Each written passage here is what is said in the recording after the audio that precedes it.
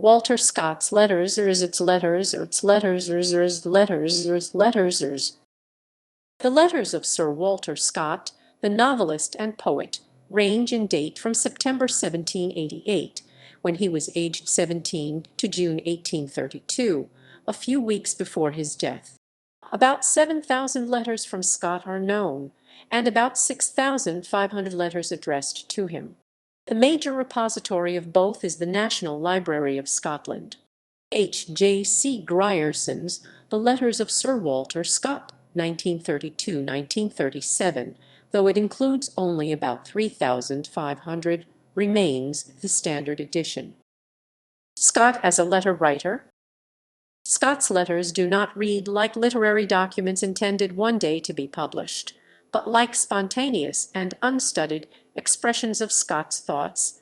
Writing to his future wife, Scott himself admitted that "I never read my letters a second time." His intention seems to have been simply to entertain his correspondent, and the result can sometimes be genuinely witty. He does not write about his novels or his business concerns, since he had chosen to keep his involvement in both confidential, nor on the whole about his private feelings, though letters to his closest friends can sometimes be revelatory of his inner life, disclosing sharply contrasting aspects of his personality depending on the character of his correspondent. Even then they can be misleading as autobiographical documents, for as Scott himself wrote, letters exhibit the writers less as they really are than as they desire their friends should believe them to be. Correspondence. Scott had a wide range of correspondence, reflecting his diverse literary and business interests and his close family life. They include writers, artists, scientists, and the great political figures of his day.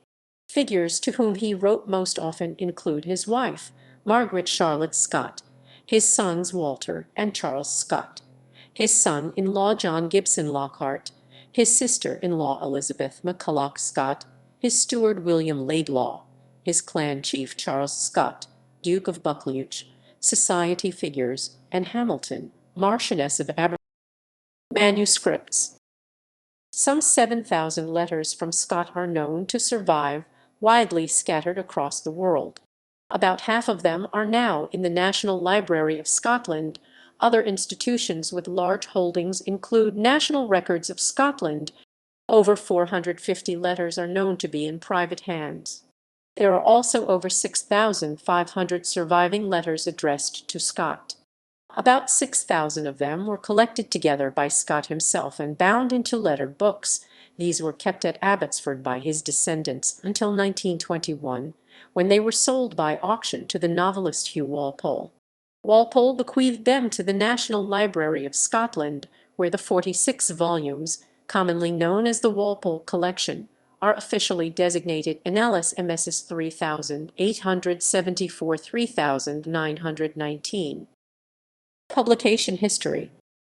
The 7-volume Memoirs of the Life of Sir Walter Scott, or 1837–1838, by J.G. Lockhart, includes a large number of Scott's letters. More appeared in various publications later in the 19th century, in particular David Douglas's attractive 2-volume Familiar Letters of Sir Walter Scott, 1894, though Douglas's editorial practices, like Lockhart's, do not meet modern standards. Selections from the Walpole collection of letters received by Scott were published in Wilfred Partington's The Private Letter Books of Sir Walter Scott, 1930, and Sir Walter Scott's Post-Bag, 1932. From 1932 to 1937, H.J.C. Grierson produced his 12-volume Letters of Sir Walter Scott, which put some 3,500 letters into print, about half the number now known to exist. This edition has never been superseded, and is now available online.